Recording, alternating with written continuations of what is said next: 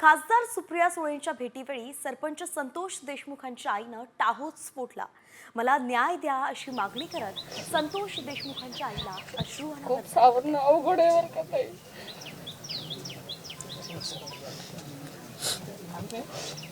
ताई काही नव्हतं पण खूप आनंद होतो आम्ही. दादाचा फोनच लागत नाही रे.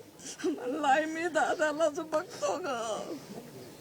लई माझं लिकरू गुन्हे होतो. गुन्हे म्हणजे कुणालाय कुणी गुन्हेच म्हणत, बिगर गुन्हे कोणच म्हणत नाही. मी काय करू आता? मी कुठं माझं लिकरू शोधू? काय काय करू?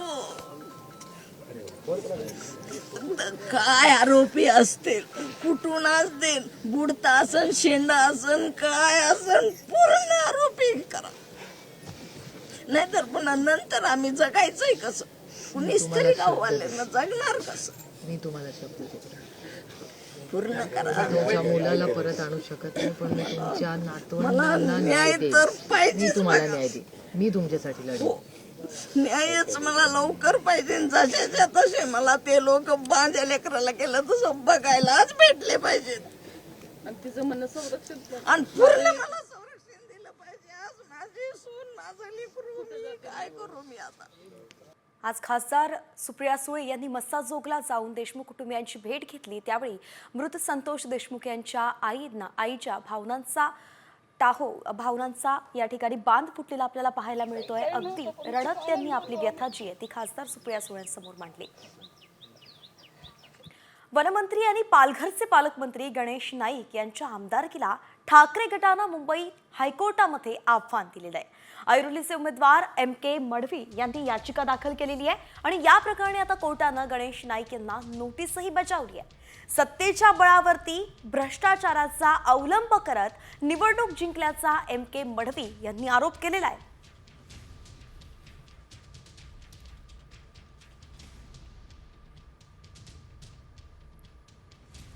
आणि यानंतर आता उर्वरित बातम्यांचा वेगवान आढावा घेऊयात।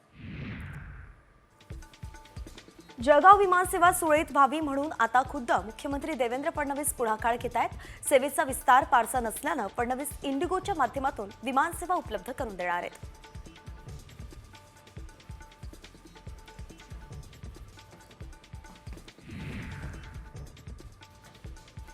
नालासोपाराच्या विजयलक्ष्मी नगरातील 41 इमारती पालिकेकडून जमीनदोस्त करण्यात आल्या आहेत। माजी नगरसेवक सीताराम गुप्तांनी 2010 ते 2012 दरम्यान बनावट बांधकाम परवानगी आणि भोगवटा प्रमाणपत्र बनवून 41 अनधिकृत इमारती बांधल्या होत्या। त्यात 2000हून अधिक कुटुंब राहत होते।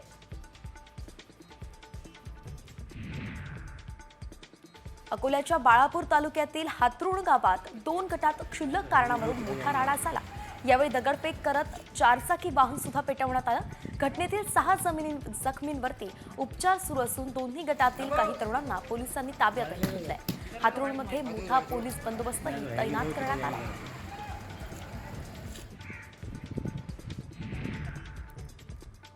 रत्नागिरीच्या मिरा किनाऱ्यावरील बसरा स्टार जहाज भंगारात काढण्याच्या हालचाली आता सुरू झाल्या आहेत। 35 कोटींचं हे जहाज 2 कोटींमध्ये भंगारात काढलं जाणार आहे। 5 वर्षांपूर्वी दुबईहून मालदीवला जाताना निसर्ग चक्रीवादळाच्या तडाख्यात सापडल्यानं हे जहाज मिरा समुद्रकिनारी अडकून पडलं होतं। नाशिकच्या मालेगाव तालुक्यातील अनेक शेतकऱ्यांनी बोगस कांदा बियाण्यांपासून वाचण्यासाठी शेतात डोंगळे लावत स्वतःचं दर्जेदार असं बियाणं घेतलंय।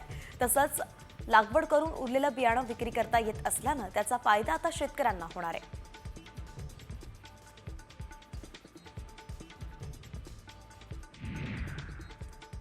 जळगावातील गोदावरी IMR महाविद्यालयासमोर उभ्या कारच्या काचा फोडल्याची घटना घडली आहे। या प्रकरणी MIDC पोलीस स्थानकामध्ये अज्ञात माथेफिरू विरोधात गुन्हा दाखल झालाय, तर पोलीस आरोपीचा शोध घेत आहेत।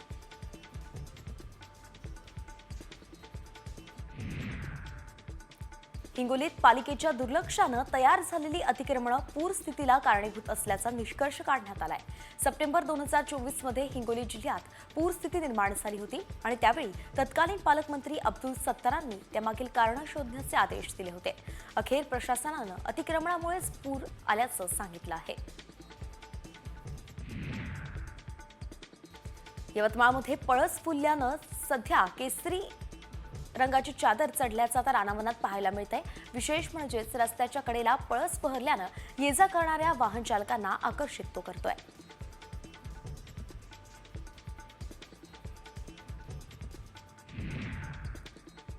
जालन्यात एमआयडीसी मधील कंपनीला भीषण आग लागली.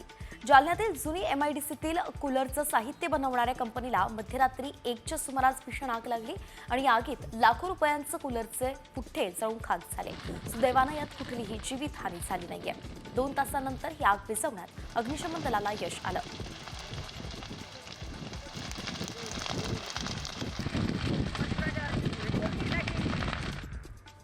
तर अंबरनाथमध्ये गोडाऊनला आग लागली. अंबरनाथ पश्चिम इथे बुवापाडा परिसरामध्ये काल रात्रीच्या सुमारास कापूस आणि लाकडाच्या गोडाऊनला आग लागली होती. या आगीत गोडाऊन जळून खाक झालं असून अग्निशमन दल तात्काळ दाखल झाल्यानं आगीवरती नियंत्रण मिळवलं गेलं. सुदैवानं यातही कुठली जीवितहानी झाली नाहीये. आगीचं कारण मात्र अद्यापही अस्पष्ट आहे.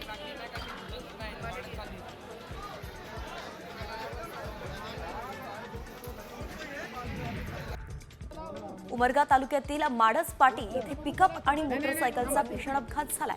अपघातामध्ये 3घांचा जागीच मृत्यू तर 1 जण जखमी झाल्याची माहिती आहे आणि या घटनेनं परिसरात हळहळ व्यक्त केली जाते.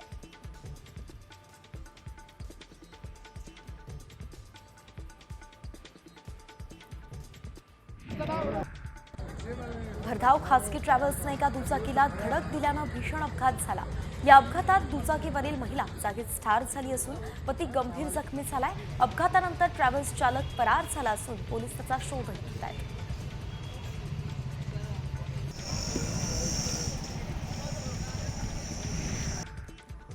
यवतमाळ जिल्ह्यातील दिग्रस इथून मोसंबी घेऊन येणाऱ्या ट्रकचा नांदेडच्या हदगाव इथे अपघात झाला. अपघातात सुदैवानं कुठलीही जीवितहानी झाली नाही. ट्रक उलटल्यानं मोसंबीचं मोठ्या प्रमाणात नुकसान झालं.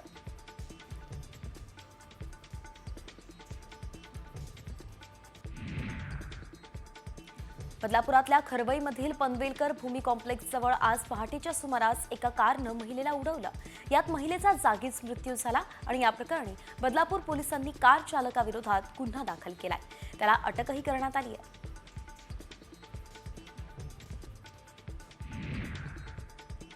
बारावीची परीक्षा देण्यासाठी आलेल्या एका तोतया विद्यार्थ्याला पेल्हार पोलिसांनी अटक केली आहे. अहमद खान असं या तोतया विद्यार्थ्याचं नाव आहे. नालासोपारा पूर्वेच्या पेल्हार इथल्या एका परीक्षा केंद्रात हा प्रकार उघडकीस आलाय.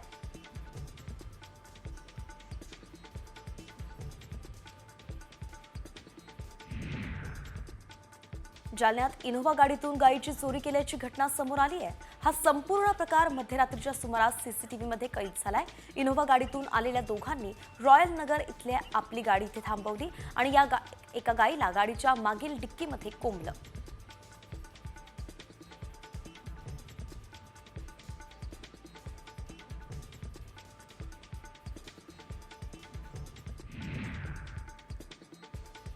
नाशिकमधील सराफा दुकानात भर दिवसा दरोडा टाकण्यात आलाय. व्यावसायिकाला बंदुकीचा धाक दाखवत 3घांनी दुकानातील सोनं लंपास केलाय. माऊली लॉन्स परिसरातील श्री ज्वेलर्स या दुकानात हा प्रकार घडलाय. दरोडेखोरांच्या विरोधात अंबड पोलीस ठाण्यात गुन्हा दाखल झाला असून पोलीस आता पुढचा तपास करतायत. डुप्लिकेट चावीनं लॉक उघडून 15 दुचाकी चोरणाऱ्या आरोपीला नागपूरमध्ये पोलिसांनी अटक केली आहे. त्याच्याकडून एका दुचाकीसह एकूण 7,80,000 रुपयांचा मुद्देमाल जप्त केलाय. शिवम नाकाडे असं या चोरट्याचं नाव असून त्याच्या साथीदारांचा आता शोध घेत आहेत.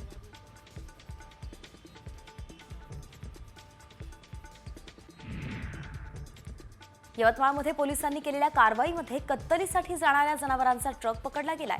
या ट्रकमध्ये अमानुषपणे वाहतूक केल्या जाणाऱ्या 14 जातीच्या बैलांची सुटका झाली आहे. तसंच जनावरांसहच 20 लाखांचा मुद्देमालही जप्त करत 2 जणांच्या विरोधात गुन्हा दाखल झालाय.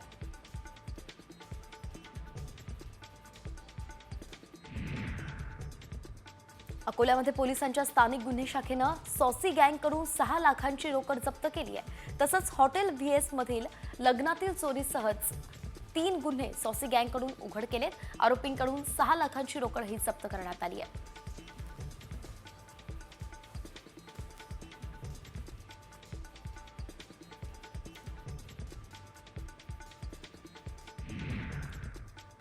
आता बातमी आहे मुंबईत लागलेल्या एका बॅनरची. ठाकरे बंधूंनी एकत्र यावं अशा आशयाचं बॅनरच शिवसेना भवनासमोर लावलंय. बॅनरवरती राज आणि उद्धव ठाकरेंचा एकत्रित फोटो आहे. मराठी माणसाच्या हितासाठी एकत्र यावं असा आशय सुद्धा या बॅनरवरती लिहिण्यात आलाय. मराठी सेनेनं हे बॅनर लावले आहेत अशीच आता माहिती मिळतेय. तर या बॅनर संदर्भात अधिकची माहिती देत आहेत आमचे प्रतिनिधी गणेश कांबळे. थेट जाऊयात. उद्धव ठाकरे आणि राज ठाकरे या दोन्ही बंधूंनी एकत्र यावं यासाठीच्या भावना या दोन्ही पक्षांच्या कार्यकर्त्यांच्या आहेत. आणि आगामी निवडणुका आहेत. याआधी लोकसभा झाली, विधानसभा झाली. या दोन्ही निवडणुकांमध्ये उद्धव ठाकरे आणि राज ठाकरे यांनी एकत्र यावं अशा चर्चा या सुरू होत्या. सामान्य कार्यकर्त्यांचे मत होतं. आता मात्र सेना भवनच्या समोरच या ठिकाणी मराठी सेनेकडून बॅनर लावण्यात आला. यामध्ये उद्धव ठाकरे, बाळासाहेब ठाकरे आणि राज ठाकरे यांचा फोटो असलेला हा बॅनर आहे, ज्यामध्ये मराठी लोकांसाठी दोन्ही बंधूंनी एकत्र यावं अशी मागणी करणारा हा बॅनर आहे. बरोबर सेना भवन जे शिवसेनेचं पक्ष कार्यालय आहे त्या पक्ष कार्यालयाच्या समोरच या ठिकाणी हा बॅनर लावण्यात आलेला आहे. महाराष्ट्राच्या राजकारणाचा चिखल झाला आहे. मराठी माणूस द्विधा मनस्थितीत आहे आणि यावेळी राजसाहेब ठाकरे आणि उद्धवसाहेब ठाकरे आता तरी एकत्र यावे आणि मराठी माणूस आपली वाट पाहत आहे अशा पद्धतीचा आशयाचं बॅनर हे या ठिकाणी लावण्यात आलेलं आहे. यावर आता दोन्ही पक्षांकडून काय भूमिका येते, त्यांच्या काय प्रतिक्रिया येतात हे देखील पाहावं लागेल.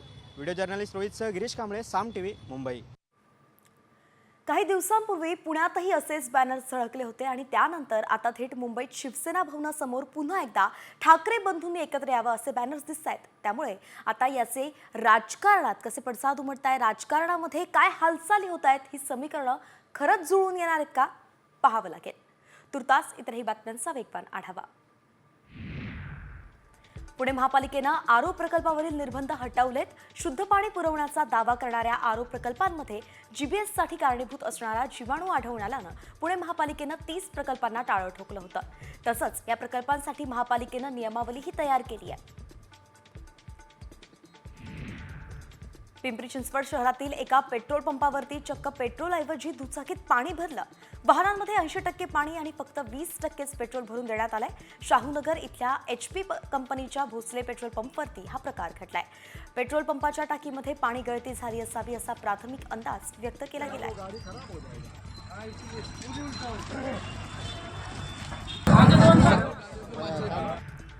शिर्डीमध्ये एजंटनं परदेशी पाहुण्यांना चुना लगावलाय. साई दर्शनासाठी आलेल्या युनायटेड किंगडम इथल्या भाविकांची आर्थिक फसवणूक झाली आहे. साई मंदिरात चढवण्यासाठी 500 रुपयांचं पूजा साहित्य 4000 रुपयांना विकल्याचा प्रकार घडलाय. फसवणूक झाल्याचं लक्षात येताच बलदेव यांनी परिसरात पोलिसांमध्ये तक्रार केली आणि या प्रकरणी पोलिसांनी 2 एजंट्सला ताब्यात घेतलंय.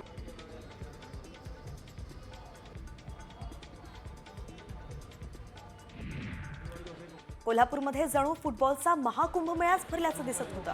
Shahu stadium football world cup सारखंच हाऊसफुल झालं होतं. KSA सिनियर लीगमध्ये तालीम मंडळ विरुद्ध शिवाजी तरुण मंडळ यांच्यात मॅच रंगली आणि ही मॅच पाहण्यासाठी कोल्हापूरकर फुटबॉल चाहत्यांनी छत्रपती शाहू स्टेडियमवरती तोबा गर्दी केली होती.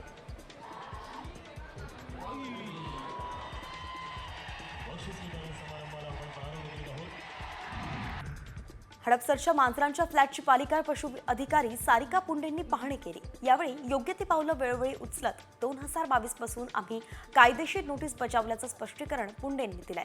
लवकरच स्थानिकांना दिलासा मिळणार असं आश्वासनही पशु अधिकाऱ्यांनी दिलेलं आहे.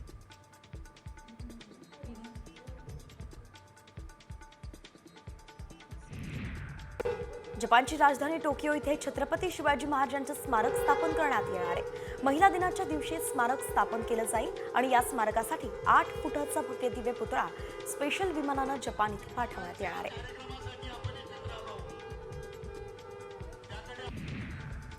ब्राझीलमध्ये महिलेच्या जीन्स पॅन्टच्या खिशात मोबाईलचा स्फोट झालाय. स्फोट होताना CCTV कॅमेऱ्यात हे संपूर्ण चित्र चित्रित झालंय. सध्या हा व्हिडिओ प्रचंड व्हायरल होत असून ब्राझीलच्या एका शॉपिंग मॉलमधला हा व्हिडिओ असल्याचं कळत आहे.